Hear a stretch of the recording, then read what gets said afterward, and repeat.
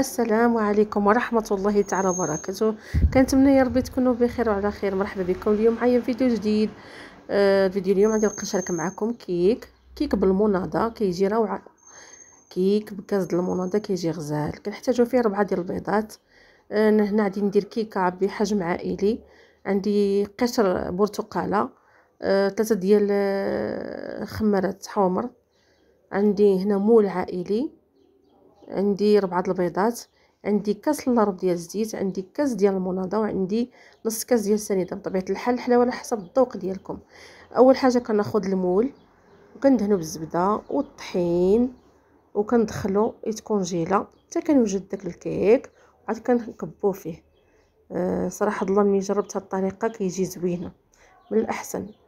ونصيحه يعني جميع الاخوات اللي كيتفرجوا فيا او الخوت، يعني نصيحه، المول ضروري دهنوه بالزبده احسن من الزيت. يعني الزبده احسن، دهنوه بالزبده وتغبروه بالطحين الدقيق يعني الفص الابيض وديروه يتكونجيلا كتجي الكيك فيها رائعه. جربوها وردوا عليا. هنا كما كتشوفوا معايا انا خديت المول. اول حاجه خديت المول، هنا عندي مول بحجم عائلي، وحتى المقاده درتو بحجم عائلي. كيكه يعني تصلحي تفطري بها يعني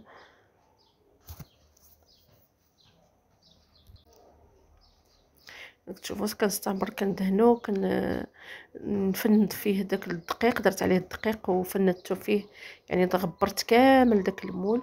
ومن بعد كنديروه في يتكونجيلا يبرد على ما نوجد الكيك ديالي. وعاد كنخرجو نكب فيه هنا عندي قشر برتقاله، يعني برتقاله حكيتها، وكنضيف عليها 4 ديال البيضات حجم كبير، بيضات كبارين. انا كيما قلت لكم غندير كيك، يعني كيكه بحجم عائلي صالحه للفطور ولا الكوتي مع قهيوه مع شما حبيتو. بالمناضه بغيت نشارك معكم، جربتها بالمناضه وجاتني زوينه وبغيت نشاركها معكم. هنياتي درت 4 البيضات، كاس الا ربع ديال سنيده وقبصه ملح. اول حاجه هادو هما اللي غادي نبدا بهم نطربهم باش يطلع عندنا الكيك ديالنا معتبر. 4 البيضات، كاس الا ربع ديال السكر. يعني بطبيعه الحال السكر كيبقى، الحلاوه كتبقى على حسب يعني الرغبه ديالكم والذوق ديالكم. بغيتو ديروا نص كاس ديروا، بغيتو ديروا كاس ديروا. انا درت كاس الا ربع وجاتني هي هذيك ما حلوه ما مسوسه. نستمر هنا كنخلط داك السكر مع البيض وقبصه ملح، يعني غير باش نكسروا داك المذاق ديال الحلاوه بزاف، وواحد سكر فانيلا. كنستمروا هكا بالخلط. ومن بعد عاد كنضيفوا داك كاس الا ربع ديال الزيت او نص كاس. هنا عندي درت انا غير نص كاس، ماشي ضروري نعمروا الكاس ديال الزيت. انا درت هنا نص كاس، راه كتجي الكيك واعره، كتجي كيك زوينه بنص كاس ديال الزيت او كاس الا ربع. هنايا عندي كاس د المناضه.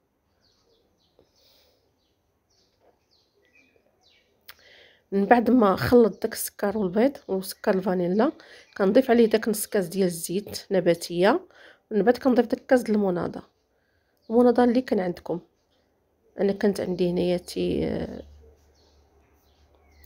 هاواي، وزدت عليها واحد عصير حامضه، عصير برتقاله زدت عليها، مع درت قشر ديال البرتقاله. عصرت داك الحامضه اللي حكيت القشور ديالها البشور ديالها، عصرتها وزدتها مع داك الكاس المناضه، جات غزاله كيف ما كتشوفوا معايا.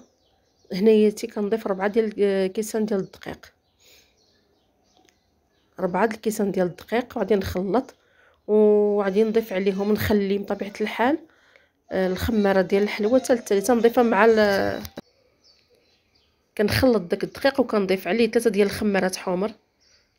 كنخليهم دائما يعني الكيك ديال الخمارات ديال الكيك كنخليهم حتى للتالي.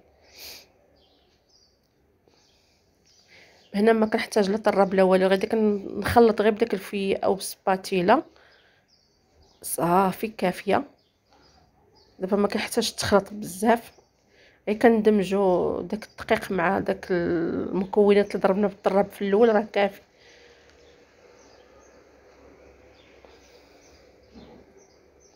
هنا عندي واحد ساشي ديال بودره الكاكاو. انا ما كانش عندي هنايا الكاكاو يعني محلول بالعبار كما كتعرفوا، خديت غير 2 ساشيات ديال بودره الكاكاو. يعني غير وحده راه ما غاديش دير ليه والو، ما غاديش تقر، قليله. انا درت هنا 2 ساشي ديال بودره الكاكاو كيف ما كتلاحظوا معايا. هنا درت الخميرات حمر حتى التالي مع الدقيق وغادي نخلطهم وغادي نقسم داك الخليط ديال الكيك على نصفين. نص غنديرو بالبودره ديال الكاكاو والنصف غنخليه عادي غير بنكهه الفانيلا اللي درت في الاول داك سكر الفانيلا. انتما كتشوفوا معايا القوام ديال العجينه ديال الكيك يعني ما قاصحاش وما جارياش، طالقه الخيط كيف ما. دابا غادي نفرقها هنا على جوج وغادي نخلط النصف الاخر بالكاكاو باش الاخر نخليه ندير طبقه على طبقه.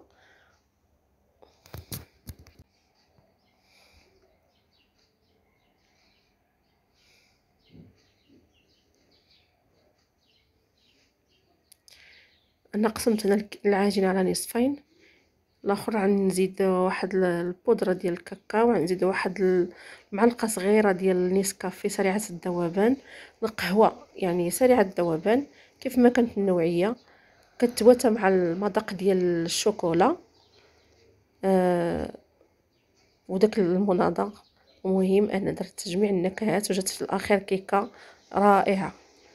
هنا خديت واحد المعلقه صغيره ديال القهوه سريعه الذوبان، خلطتها بواحد المعلقه صغيره ديال الخل. الخل حتى هو ديما كنديرو في الكيك، علاش؟ كيحيد لنا الزفريه ديال البيض وتا هو كيطلع لنا الكيك ديالنا كيجيبها رطبه. هذا هو الدور ديال الخل، كيحيد لنا غير الزفريه ديال البيض وكيجيب لنا الكيك ديالنا رطيبه.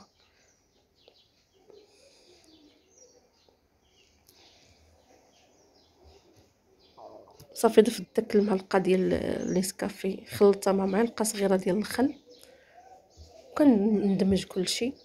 ما بقى ليا غير نجبد المول ديالي من المجمد ونضيف عليه داك الخليط الكيك طبقه بطبقه.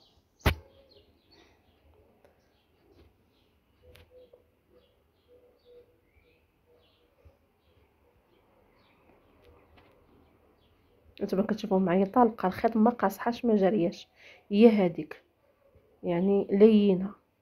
جبت المول هنا غنبقى ندير طبقه بطبقه، غنصبق بالطبقه ديال البيضه اللون يعني اللي ما درت فيها والو. من بعد ندير عليها الطبقه ديال الكاكاو، العجينه اللي فيها الكاكاو، ونستمر هكا تنسالي.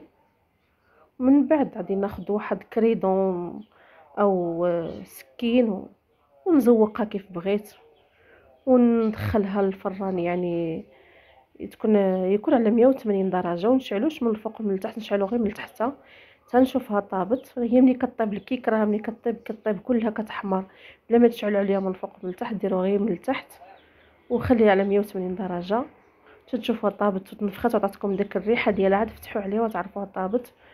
ولكم الاختيار تزوقوها باش بغيتو او تخليوها غير هكاك للفطور ولا مع قهيوه. وهذا هو الفيديو ديال اليوم ديالنا.